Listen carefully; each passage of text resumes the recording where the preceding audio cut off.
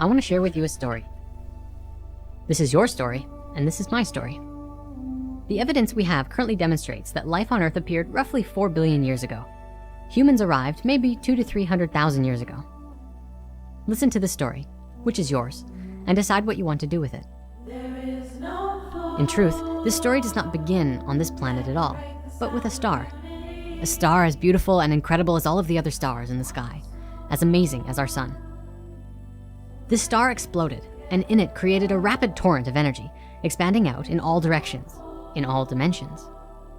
From this explosion of energy laid the foundation for new life, new creations, and new manifestations to take place. One such manifestation was our solar system and all of our planets. In the beginning, our planet was a collection of dust and rock particles, a hard-shelled ball. Volcanoes show us what the Earth used to look like and how it evolved. Volcanoes became like a furnace, creating water in liquid form through evaporation and heat emerging from within the crust of the Earth. Water formed vessels like bloodstreams across the face of the planet, and many oceans became heavy with salt. The mineral and rock formations within the Earth gave a means for crystals to form. And crystals contained a natural biological geometry for a higher consciousness to emerge. Where did biological life first spark? Scientists believe primitive life forms called archaeobacteria, blue-green algae, was the first form to turn to the sun for energy and reproduce and evolve. They transformed the atmosphere of the planet. Before this time, the atmosphere was rich with carbon. These billions of microorganisms grew from the carbon, and the carbon drained from the atmosphere and entered the crust to become what was next. The life spread throughout the water, through water cycles, waterfalls, rivers, oceans. All life drinks the same water. Water is essential. Life that grows depends on water. It depends on the sun. The air we breathe comes from the algae. The algae needs fresh water to continue to grow. The engine of life is linkage. In life, everything is connected. Water and air are one. Sharing is everything. In nature, everything is shared.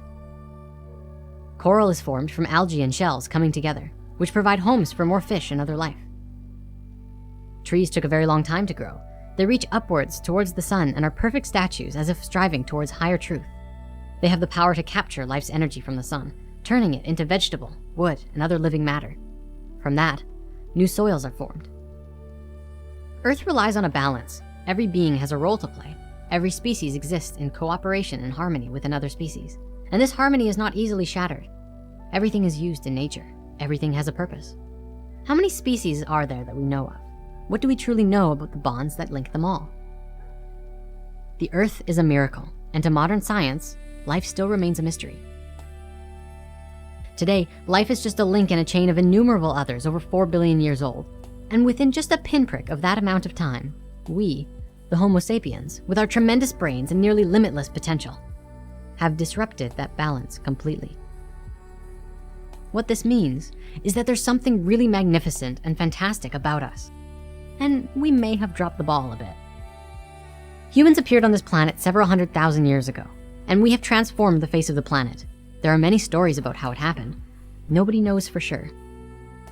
The ancients speak of sky people who came down and began inhabiting the lands, of lost civilizations and cities which functioned more in tune with themselves.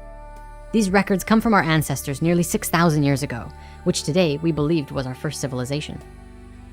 Regardless of where we came from, we can see what has happened since we have arrived. This is what we're going to look at. We're going to do it in short form because it's really depressing. So just bear with me while we go through this.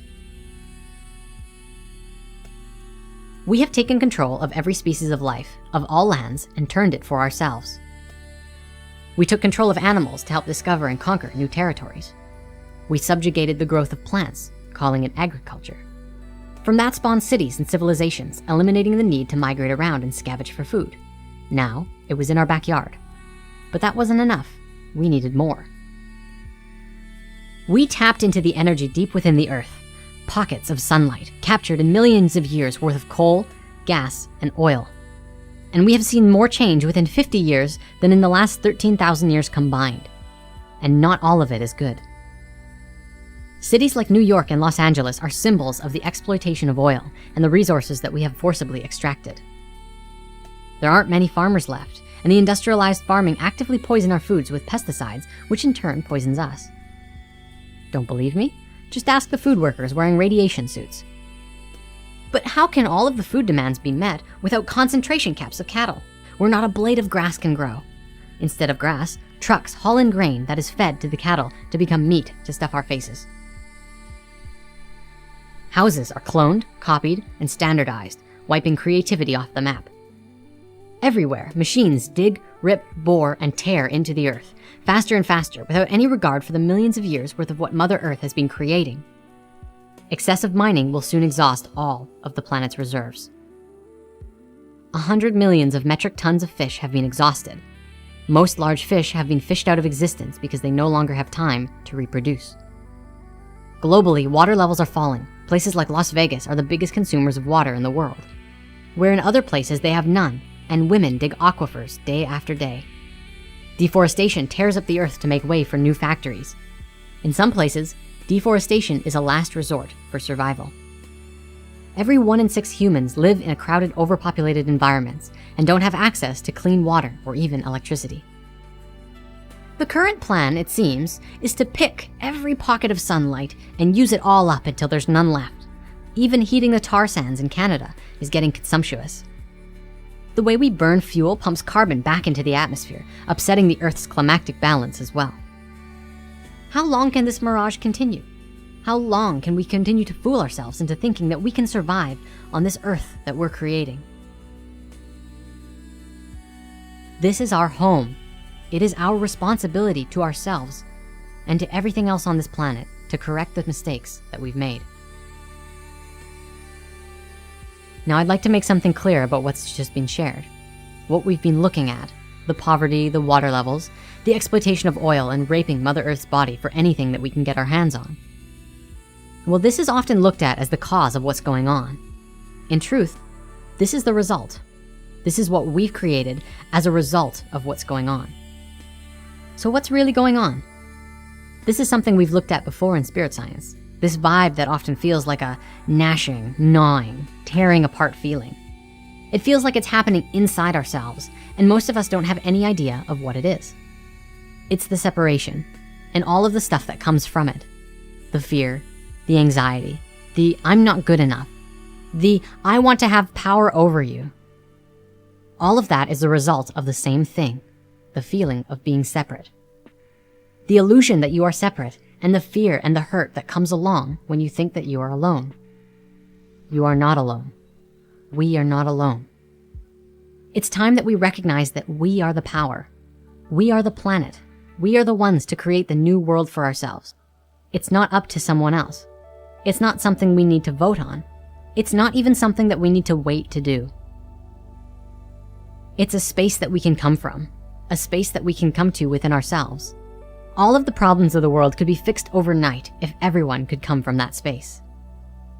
In the current world, we lie to ourselves and each other all the time. We tell each other that we can't do it, that we're not good enough. When we lie, every action we take is in defense of that lie. Until we can come to a space where we are honest with ourselves, then we can start to be real with ourselves. When we come from that space, we can come to the table with something new. A new space that says, okay, what's going on? How can we fix it? Through conscious conversations with each other, we can think of new ways of doing things. Hey, shut that machine off. It's poisoning us. Done.